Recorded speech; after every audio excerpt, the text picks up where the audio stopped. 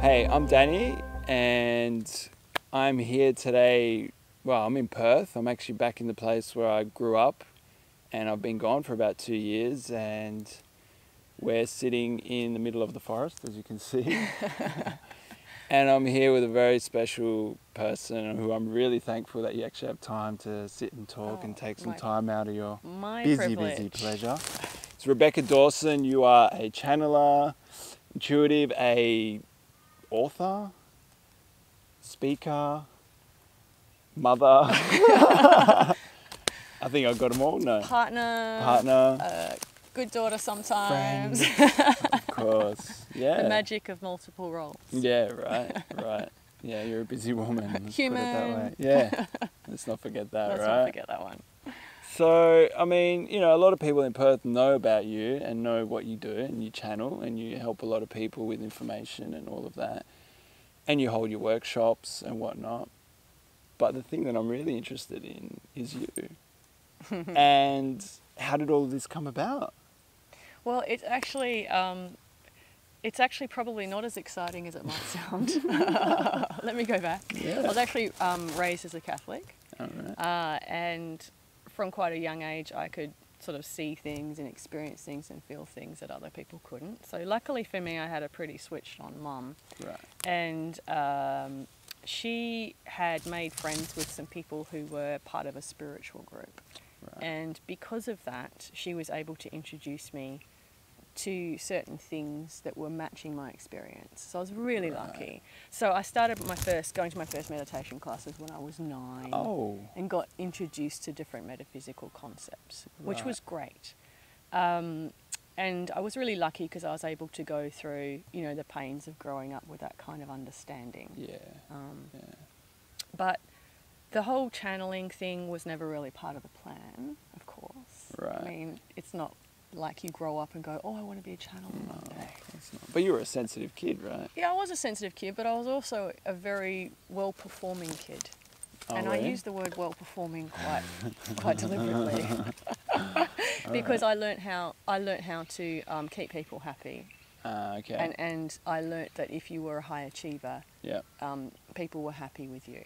Yeah, And I could get that approval and feel generally okay about myself. So I was actually one of those super smart kids at school that the other kids didn't really like very much. So my whole focus was achieving really well. And, you know, I was in all the extension classes and got scholarships to high school and all that kind of stuff. All right. And then when I was about 14, I had an accident when I was playing basketball one day. And I got knocked out. I got knocked unconscious. Right. And when I came to, I was a bit fuzzy for a few days. But my brain didn't work the same way anymore. Really? Just like that? Just like that. So, for example, with science and maths, you know, I never had to try very hard. I was into music, so I played a few different instruments. And my teachers didn't actually know that I never really practiced. Everything just came really easily. Just flowed. Just flowed. Could you play instruments before the accident? Yes. So I had done for years and years. Right. But after I had the accident, I actually had to try. Really? I actually put effort in. And I found that things got harder and harder. And my self-esteem dropped. All right. And I was always kind of a very outspoken, outgoing kid, and I became very unsure of myself. So I went through the teen years, you know, going from being a bit of an extrovert to an introvert, actually. Yeah. Interesting. And by the time I left high school, I thought I might want to go and be an architect, so I did a little bit of that for a while. But the year after I left school, I was just playing with some tarot cards one day. I'd found this amazing set of Egyptian tarot cards, and it was just the images that attracted me in a shop in the city. Right. And I took these cards home, and my older sister, had just moved back home. She'd broken up with a boyfriend, and there was a bit of drama there. And I sat down and I said, let me do a tarot card reading for you. So I sat there, and all of a sudden it wasn't me speaking anymore. All right. And I felt really huge, like my head blew up. I felt a lot of pressure in my head, and I felt like the Marshmallow Man off Ghostbusters. Yeah. Stay puffed. Yeah. And by the time I came out of it, I thought it had been about 10 minutes, and apparently it had been an hour. And I couldn't remember what had happened, but we'd gone through apparently all of these past lives and all of this information about my sister. Really? Yeah. So that was the first... That was the first time was it it. ever happened. And there was no, like, nothing leading up to it? You weren't Nothing leading feeling up to it. energy or anything beforehand? Oh, I mean, I had many experiences before that of, you know, being dressed in white, coming to my bedside during the night. And, but I didn't realise that that's what it was leading to. Right. So, of course, the confusion after that was, well, what do you do with this? Mm-hmm. And at that time, the only people that there was any awareness of that were doing anything like what I was doing were people who had earned their way there. Mm-hmm. So much older people, you know, dressed in white and very serious spiritual types. So I went and got some advice from some people who were in that realm. Mm-hmm. And generally what I got was, you're too young, you don't know what you're doing, it could be dangerous, how do you know what energy you're working with? Right. And it was all very, you're not ready for this. Sounds like it was their ego speaking to you. I think it was kind of, I mean, this is over 20 years ago, 25 years ago. Yeah. And it's just where understanding was at that time. So there wasn't a lot of encouragement. Yeah, for sure. So I thought, well, I've got to go and get a mentor. I've got to go and try and find somebody who can teach me this stuff. Yeah. Yeah, no, that didn't work out so well. Pretty hard to go and find a mentor, you know what I mean? Really, what's the criteria? Where do you find someone like that? Well, you know, there are people around, but again, who's willing to take on someone that's 18? No, not many people. You know? No, of course. It's a stab in the dark, really. Well, it's just that whole, if you're young, you're inexperienced, and you can't handle it. Yeah. Which I can kind of understand. So I gave it a good crack for a few years. I travelled a fair bit. I went to the UK and I did things like cleared ghosts from houses and really? did a few, you know, that stuff. Oh yeah, spirit circles, you know, sit there in the channeling and all this kind of stuff. Oh yeah, I did all of that. But it just, again, the age was against me. Yeah. So I actually got to a certain point where I decided that I didn't want to channel anymore. Okay. And I actually went to a spiritual practitioner and got them to shut me down.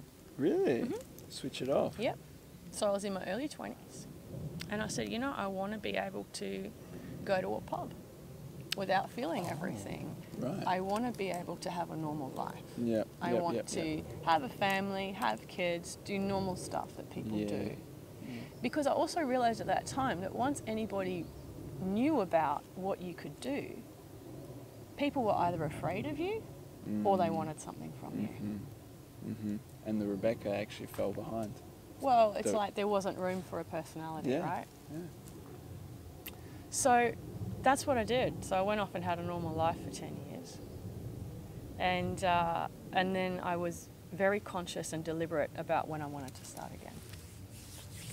Really? Yeah. So you had a 10-year gap there. And what did you do in these 10 years? I travelled. Yeah. I gave myself permission to disidentify. So I had lots of time away.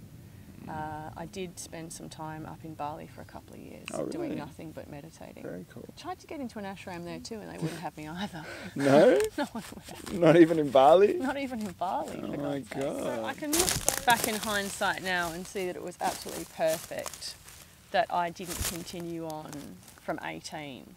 Because at that time in the world, spirituality was something you had to earn. And when you think about that, people look at you in a certain way and have certain expectations of you. You're supposed to be beyond human. Absolutely. You're supposed to be floating around on a white cloud. Right? Yeah. No flaws and no room for error and all of that kind of stuff.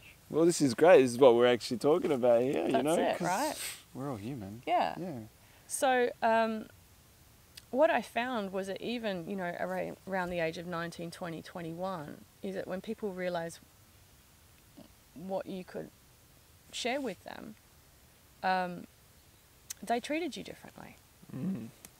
And I am actually really, really glad, and I can see it's perfect now, that A, I didn't have a teacher or mentor, and that B, I made the decision not to continue on at that age.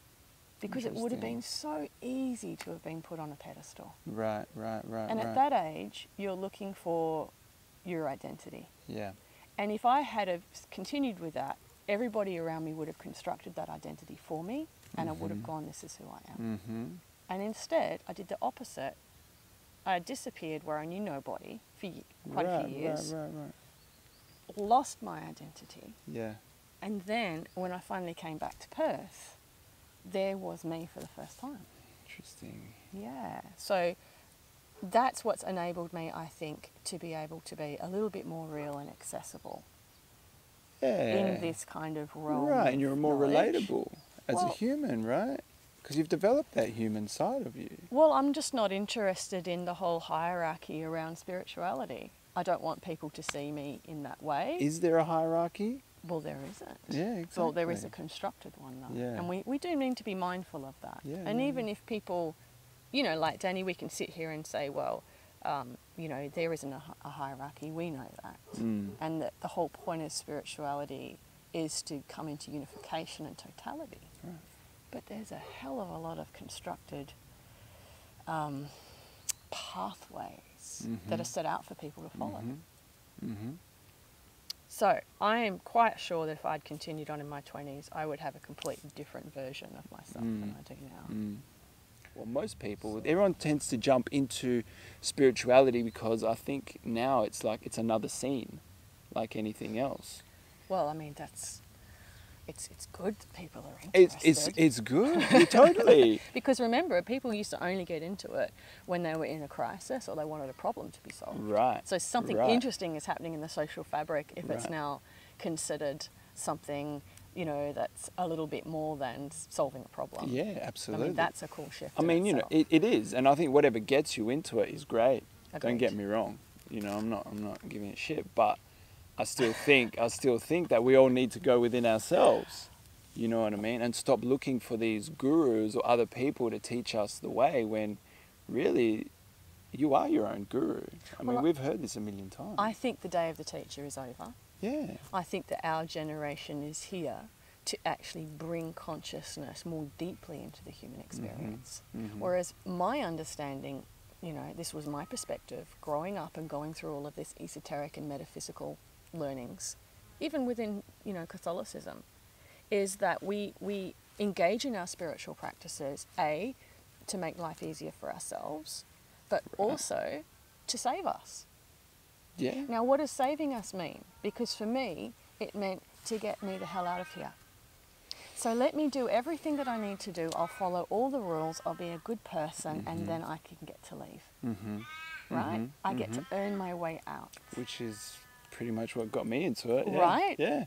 And yet, what we're understanding now is it's not about getting out of here. It's about really being here. Boom. And actually bringing all that we are to the human experience. And it's a complete reversal, and that's why I love the word descension. That's why, you know, the team that I work with, they don't like being called ascended masters. Because it's like we descend into the human experience. Right. Because this is where it's at. Right. I mean, I've never heard descension, but that's amazing. It's exactly what it is. Because otherwise we're just trying to get out. It really is about not trying to get to heaven, but to bring heaven to earth. It's being Absolutely. more. And being more human. And what does more human mean? It doesn't mean being more light than dark. It means being more conscious in the totality of it. Right. So look, I am superhuman. Yep. Totally. Oh, superhuman. I just heard what I just said. Because I get angry with intensity. Yep. I get happy with intensity. I'm confused with intensity. It's the intensity of consciously being with it. You know? It's not like not trying to be one end of the scale and trying to be the other. Right. Because that's a false game. Right. Yeah, and that's amazing that you're saying it, because really, I mean, I've been going through this crazy experience where I've gone, like, 2.5 months ago, I went through this whole initiation into Pranic Living, right? So I'm moving towards breatharianism. So, you know, for those of you who don't know, Pranic Living, it's like living off prana is the universal life force. It's everywhere. It's it's everything. And so basically I've been weaning off food, and I've cut my food intake down by about 80%. So I'm only taking in about 20% of what I used to. And I'm absorbing a lot more of the life force that's around us. And especially being here in the bush, this is amazing. I feel so alive, really. So... Can I offer another perspective on Yes, that? go, please. What if I said or suggested that rather than absorbing life, you're starting to emit more life from your cells? I mean, yeah. Well, yes. That all the vitality is in your cells and you're bringing it out. Well, that makes a lot more sense, actually. Because I've actually gone into my body and I've actually felt my cells move further and further apart. And it's like there's more space for light. Yes. However, what I was thinking was that I was actually bringing more light in. But what you're saying is that it's emitting out. And that actually makes a lot of sense. Because a lot more sense. you are creation itself. Shit, you just and blew my mind. creation exists in the spaces between. Right. The cells have already been created, right, but where's the space in there? Because that's where life comes out. Wow. But do you see how we're so wired into thinking that we still need something external? Right. Exactly. And so it's a huge shift to go from like cellular nutrition from food to light nutrition from the air. But you can also take it another way. Absolutely. And pulling it out. Because that makes you pure consciousness. I guess it comes down to personal responsibility a lot of the times, and thinking that I need something else to nourish me, that I'm not it. Yeah, Well, I am already it. I am enough. I am pure consciousness, right? And if I go back and think about Christ, who I really, look up to, and when I think of him, he was just emitting his rays. Of course. And whoever came into his sphere felt him. Where did those fishes and loaves come from? That's a really good, Right. From the spaces in between and expanse. Amazing. So here's the thing. Even like meditation, it's actually quite a screwy notion, because it's like we're all trying to leave our bodies to come back into it again, right? So we're actually trying to go back out to come back in, when really I feel this human experience is about being here and being in the body. This is what we came here for, right? The body is the portal to the all. So I always like to think of the body as not as housing the spirit or housing the soul, but it's actually the doorway to the cosmos. And we do so much to deny the body or control the body instead of just diving in. Right. Everything's distraction. Totally. This is it. Wow. Yeah, absolutely. This is our time machine. We can actually go anywhere in this thing. That's what's been forgotten about humans. That's what the body was designed for. And this is my journey, is to actually not just talk about it, but do it. Do it. And that's what you're doing, and I really feel that with what you're playing with this pranic experiment, is to know that your body is going to really open up and take you to more places. Right. And even as we're saying it, I can feel my body just starting to expand. Yeah. Just with that. Yeah. I mean, and that it is an experiment. So this is what it is. Look around us now. See, the vibration has shifted. So is it possible that we're actually sitting in a different dimensional frequency now than we were when we started? Yes, absolutely. Yeah, because that's what the body can do. So from that perspective then, the fact that you look out and you see, I mean, what do you see? Do you see the layers? I see the space between. Yeah. So when you look at all of the leaves and the trees, I always imagine it as a wall of dimensional fabric. And then if you look very carefully, you can start to see through it. And there's a certain sense of ease with that. Yeah, it just starts to shimmer a little. It's not a trying too hard, it's actually an easing and letting yourself go with it. And it's the space between, well, see, it's like layers and sheets. Yep. Right. I mean, we're really in a new uncharted territory, really. with where the earth is at this point, you know? And it's not convenient for us to live in caves on the top of mountains anymore. No, we don't get to do that. Right. We came at the wrong time for that. Yeah. I've often lamented Totally. that, but I can see the value in not hiding. I could enjoy that for a little bit. Yeah, totally. I definitely have my cave periods, but yes. But here's the thing, it's like, and you're totally right, the times for teachers, it's over. But I think we're all teachers in our own way, right? We all have stuff to share. We do, but I think that we demonstrate more than we teach. Oh, yeah. Because Absolutely. I don't know about you, Danny, but I don't know what I'm doing most of the time. It's true. I never know. If I knew what I was anything. doing, I would be doing things that I've already done, and I would be talking about things that I already know about. And I think one of the great privileges of being able to access cosmic wisdom, in whichever way you do it, mine happens to be in channeling, Yeah. you can't do it unless you're in a space of not knowing. If you know something, don't try and be a channeler. No, totally. Because you can't. No, because then you have your own perception. You have your own filters. Yeah. The only way that that wisdom really comes into being is if you're willing to step into, I don't know, because that's the space of potential. But and it feels so freeing I being know. in that space. Once you realise you don't have to know. Yeah, no, exactly. It's just like, oh, well, I don't know what's going to happen, but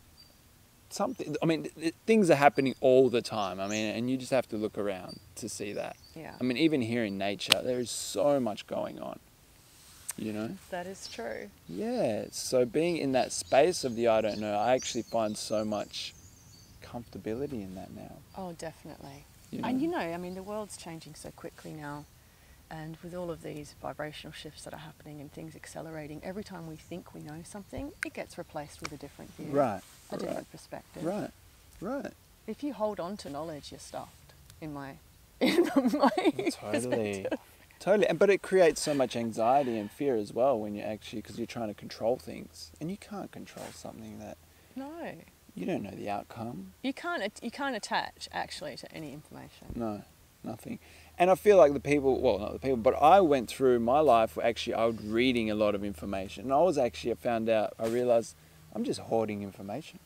I'm just really good at remembering stuff. That's what I became, a really good memorizer. Could I actually put any of it into practice? I probably wouldn't. I'd be able to sit there and have an argument with you about whatever and win it and feel really good about myself, you know what I mean? But then I came to that point where I'm like, I put all books down and I just thought, I don't need any of this information because it's just information. I need to access this on my own. Yeah. You know, and it really is about stepping into yourself and living in that totality. Even the word practice, actually, is becoming redundant. Right. Because practice is replaying something you already know. I remember once I was doing a little joint venture with somebody about 5 or 6 years ago, and there was some really cool information coming through at the time about what the vibrational changes are doing to the human body.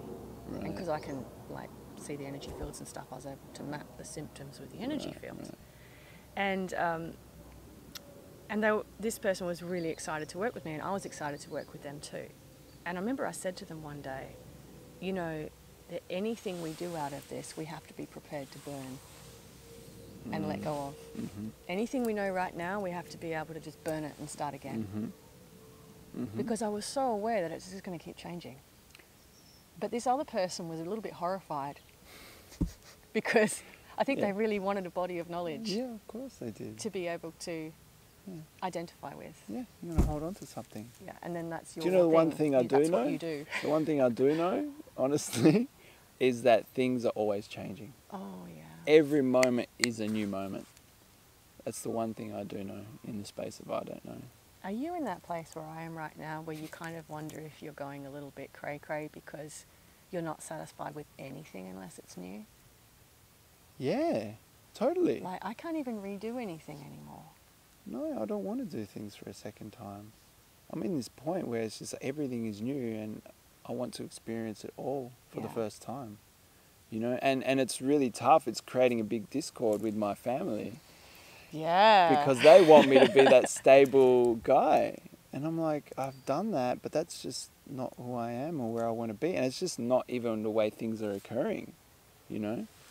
And yeah, and I've just let go of everything, and it's just so exciting. It really is. I kind You of know? feel a little bit for my husband and my son because I'm always wanting to do new things. And I think they're a bit bewildered a lot of the time. they? It's like, but hang on, I thought we were doing this. Mm, You know, yeah, because totally. a lot of people find their safety in stability. I actually feel quite claustrophobic in stability. That's been the big shift for me.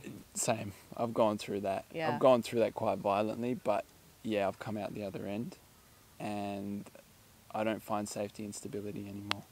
I really don't. I used to.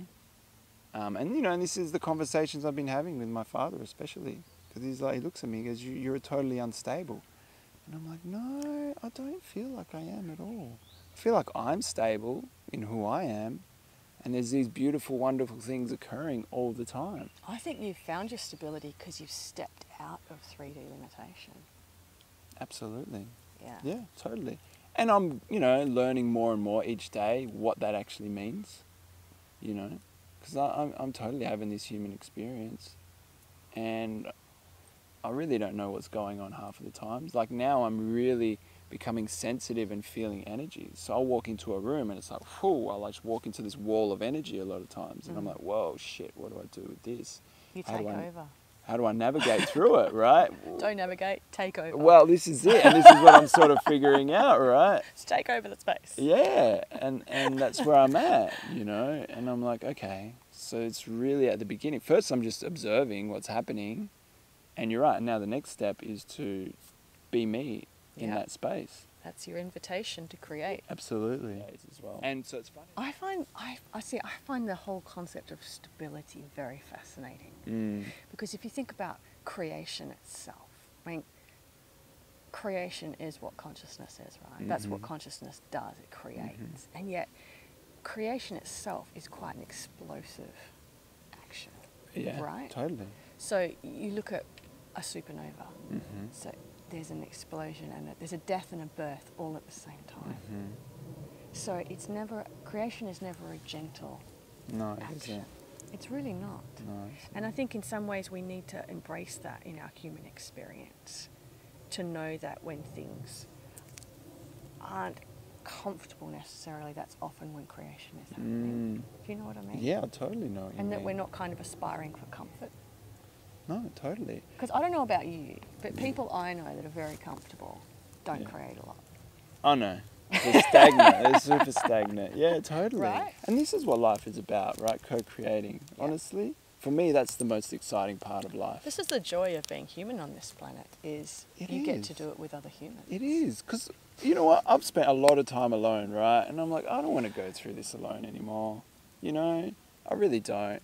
And that co-creation, it's fun, it's stimulating, it's exciting. It's where it's at right now. Right. And there's not, I know there's a certain amount of joy that can be experienced, and for many people, an extreme amount of joy that can be experienced by being with yourself, Yeah, because that's the eternal I. Yeah. That is the we. yeah.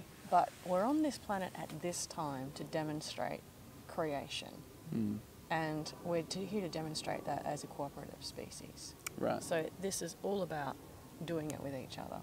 Right, and you know, moving forwards, whatever we do now, we're actually burning our imprints.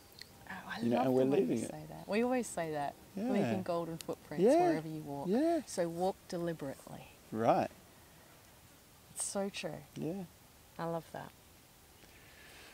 All right, Beck. Well, we could be here for days We could. talking. I mean, let's leave this There's a lot of conversation for another day. Crawling around Yeah. just in front of us right now. We They're gotta closing go. in. Yeah, it's time to leave. All right, well, thanks for your time. I really appreciate it. Hopefully we can do it again sometime Oh, soon. I'd love that. The pleasure is mine. Thank you for Thank playing you. today. Yeah, you're welcome. And this is us, and this is the Being Human experience. Yes.